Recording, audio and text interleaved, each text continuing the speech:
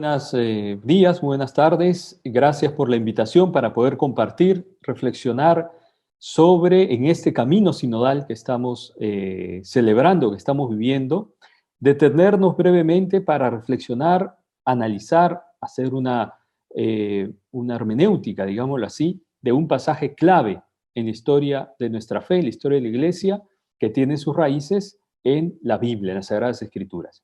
Y me refiero al capítulo 15 de Hechos de los Apóstoles, 15 que va del versículo 1 al versículo 35. Haré un pequeño resumen del documento que ustedes seguramente tendrán entre sus manos, donde divido la presentación en tres partes, ¿no? Ya entrando al análisis exegético propiamente dicho, divido la presentación en el contexto, el texto y el pretexto, es decir, cuál fue la motivación para escribir esta parte, como bien saben, de la historia que nos narra Lucas en Hechos de los Apóstoles, ¿no?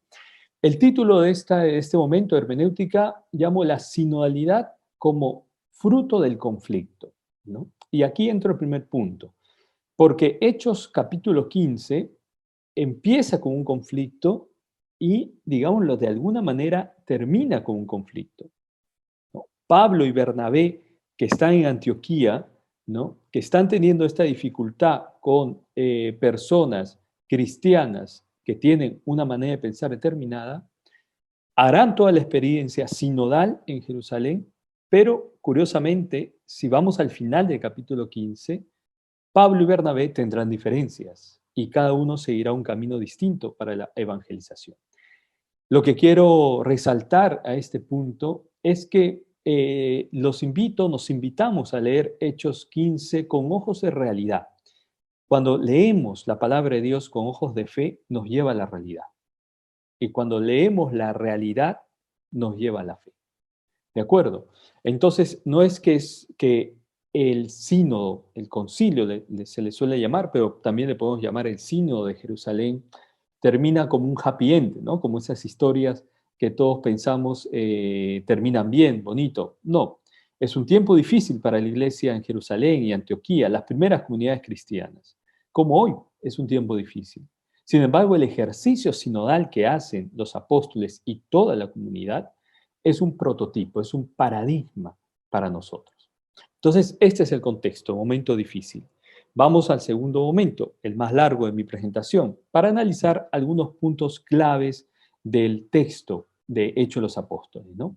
Como les comentaba, nos encontramos en Antioquía, ¿no? Están evangelizando, Pablo viene de una situación complicada, pero también con luces de esperanza, y es un momento bonito, es un momento agradable, y vienen, ¿no? Bajan de Jerusalén algunos hermanos para compartir una reflexión, ¿no? Un pensamiento que de alguna manera se quiere imponer. Y me detengo en este versículo porque habla de una cosa que tenemos que estar muy atentos, muy atentas, la gratuidad. Las primeras palabras de estas personas, ¿no? Que perturban, dirá más adelante Santiago, a los hermanos y hermanas en Antioquía, es una palabra de condicionamiento, ¿no? Si ustedes no se circuncisan, si no cumplen la ley de Moisés, no se salvarán. Curioso, ¿no? Como en vez de partir, de iniciar una buena noticia desde la gratuidad y desde la gracia, se parte desde el condicionamiento, ¿no? Entonces, tengamos presente este primer punto. Se genera un conflicto, lógicamente. Pablo tiene otra manera de pensar, porque dicho sea de paso, este texto de Hechos de los Apóstoles va a tener un paralelo, llamamos así, en el mundo exegético, en Gálatas, donde Pablo, en una carta de manera personal, cuenta esta experiencia de Jerusalén. Pablo tiene una manera de pensar, Cristo nos ha librado. Cristo murió una vez por siempre y creyendo en la cruz, creyendo en Cristo, ¿no? Nos salvamos. Entonces deciden ir a Jerusalén a conversar con los apóstoles que allí se encuentran. Interesante porque aquí vemos, curiosamente, siguiendo el texto, que es la comunidad de Antioquía que envía a Pablo y Bernabé a Jerusalén. Y será en Jerusalén la comunidad, como dice el texto, quien recibe a Pablo y a Bernabé. Ya desde el primer minuto vemos que la dinámica eh, de evangelización, que la dinámica para superar conflictos, que la dinámica misionera de la iglesia es sinodal, comunitaria. Y aquí, ya en Jerusalén, se divide esta parte de la narración de Hechos de los Apóstoles, digámoslo así, en tres momentos. Yo lo quiero distribuir así. El discurso de Pedro, el discurso de Santiago y la carta apostólica, como se llama, ¿no? ¿Por qué lo separo así? Porque es interesante cuando seguramente tendrán algo más de tiempo cuando lean el documento, hacer como una comparación entre el discurso de Pedro y el discurso de Santiago, ¿no? No se trata de palabras que generen conflicto, son palabras que buscan un consenso, ¿no? Y desde ahí la actitud. Discurso de Pedro parte de la experiencia, ¿no? Él evoca al Espíritu Santo y parte de la experiencia, ¿no? La experiencia que él tuvo y se narra en capítulo 10 de Hechos de los Apóstoles en la casa de Cornelio, la conversión que va a tener la familia, ¿no? Allí, y eso narra Pedro. Su experiencia de fe la narra desde su experiencia de vida. En el versículo, me gusta mucho que en el versículo 12 se resalta una cosa muy propio también del proceso sinodal. Toda la comunidad guarda silencio, ¿no? Interioriza las palabras de Pedro. Y luego de este eco interior, ¿no? Se nos narra el discurso de Santiago. ¿Qué hace Santiago? Parte de las escrituras. Pedro parte de la experiencia de vida y Santiago parte de la experiencia de las escrituras. ¿Y a qué escrituras recurre Santiago? Al profeta Amós. Qué bonito. Que cuando la comunidad quiere discernir, cuando la comunidad busca consensuar para llegar, ¿no?, a una solución de un conflicto iluminada por el Espíritu, el líder de la iglesia en Jerusalén recurre a los profetas. Y no son palabras, digamos, sencillas las que Santiago evoca del profeta Amós. Evoca palabras fuertes, donde el mismo profeta dice que va a reedificar la casa de David. A lo que vamos que la discusión que se está teniendo, el tema que están discutiendo, es un tema clave.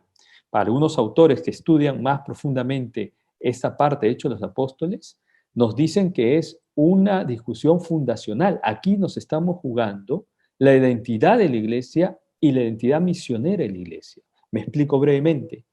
Si decidimos, ¿no?, si la comunidad decide aplicar la ley de Moisés, toma un rumbo la iglesia, ¿no? Iluminada por el Espíritu, ¿no?, esta comunidad decide que no es necesario circuncidarse para seguir el camino de Jesús. Hará algunas, lógicamente pondrá algunas pequeñas indicaciones, sobre todo en el ámbito de los alimentos, de los ritos, propio del contexto, propio de la época. Pero lo importante y crucial aquí es que la fe en Jesucristo supera de alguna manera, ¿no?, la condición que la ley de Moisés pone. Y esto es fundamental para la iglesia porque hasta hoy lo vivimos, ¿no? La apertura, el dinamismo misionero de la iglesia no se trata de convencer o de imponer, ¿no? Hemos tenido momentos en la historia de la iglesia difíciles en ese sentido, sino se trata de abrir la puerta al diálogo y en el diálogo encontrar la verdad. Y el sínodo de Jerusalén es paradigmático de ese sentido. Y es así, ¿no?, que termina entonces el discurso de Santiago e inmediatamente después aparece tres verbos a partir del versículo 22, que me gusta agruparlos, porque considero que aquí podemos notar de manera más radical y profunda la acción del Espíritu. Hemos decidido escoger y enviar. Qué interesante esta dinámica de estos tres verbos, ¿no? La comunidad, ¿no?, los apóstoles y la comunidad han tomado la decisión de escoger, ¿no?, algunos hermanos para enviarlos a Antioquía. No se trata, ¿no?, simplemente de solucionar un problema y pasar a otro. Hay que involucrar a todos. Y es curioso porque más adelante lo irá muy bien, ¿no? Y es la segunda dimensión que quiero resaltar cuando analizamos el texto. ¿Qué es lo que motiva a Santiago, a Pablo, a Pedro y a la comunidad de Jerusalén a atender esta situación en Antioquía? Lo dice muy bien el texto. Hemos escuchado, ¿no?, que algunos hermanos los perturban, ¿no? Y dice el texto, han trastornado sus almas. Qué interesante cuando tomamos las decisiones desde la empatía, ¿no? Desde sentir con el otro. Cuando nos implicamos en la vida afectivamente los demás, los caminos de solución se abren paso, ¿no? Nos sentimos desde Jerusalén preocupados porque ustedes están sufriendo. Y por eso hacemos todo esto. Por eso buscamos esta luz, ¿no?, de la verdad, una luz que la descubrimos caminando juntos para superar su dolor, para superar su trastorno del alma, ¿no? Qué interesante que hoy por hoy creo que no prestamos mucha atención a esa dimensión, ¿no? Cuando el alma está trastornada, cuando hay una pena grande, hay algo que como iglesia podemos hacer. Bueno, deciden entonces los apóstoles escribir esta carta y enviarla con estos dos mensajeros, a los que el texto de Hechos de los Apóstoles llamará profetas, ¿no? Recuerden que Santiago en su discurso hace referencia al profeta Amós. Y en Hechos, cuando llegan estos enviados, ¿no?, Judas y Silas con Pablo y Bernabé a Antioquía, los llaman profetas, ¿no? Desde una comunidad a otra comunidad, de hermanos a hermanos, ¿no?, vivimos esta dinámica profética. ¿Y qué hará en Antioquía? Conversarán y compartirán esta dimensión. Así vamos cerrando este segundo momento. Como ven, algunas pinceladas, algunos versículos claves que dinamizan, ¿no? En el documento que les he enviado, he hecho un pequeño esquema donde vemos cómo el texto, el narrador, ¿no?, hace un esquema bastante práctico para poder, podemos decir así, memorizar este texto, tenerlo como un paradigma. Y finalmente, cierro con esta tercera dimensión de la exposición, que es el pretexto, ¿no? Pretexto puede tener una connotación negativa, pero no. El contexto donde se escribe el texto y el pretexto nos dice por qué se escribe, para qué. Y aquí encontramos el hilo conductor de esta parte de Hechos de los Apóstoles. Y el hilo conductor es la guía del Espíritu Santo. ¿Y por qué lo digo? Porque en Hechos 15 se nombra al Espíritu en dos momentos, al inicio y al final. Y no es por casualidad. Aparece en primer lugar en el discurso de Pedro, cuando dice de manera categórica que el Espíritu Santo desciende sobre todos los que Dios quiere. Curioso, ¿no? Hay una que luego en Romanos Pablo lo asumirá 100%, ¿no? Hay una filiación por el Espíritu. Fuerte esto, ¿no? Que va más allá de las prácticas religiosas que puedan tener.